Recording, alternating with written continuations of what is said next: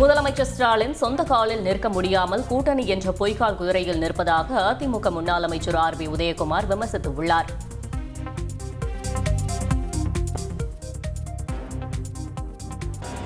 பொய்க்கால் நடனம் என்ற ஒரு தமிழ் பாரம்பரிய கலாச்சார நடனத்தில் ஒரு நடனம் உண்டு. அந்த நடனத்திலே பார்த்தால் அவர் மிக உயரமாக இருப்பார். எல்லோருக்கும் பார்க்கிற போது இவ்வளவு உயரத்தில் இருக்கிறாரே என்று எல்லோரும் ஆச்சரியப்படுவார்.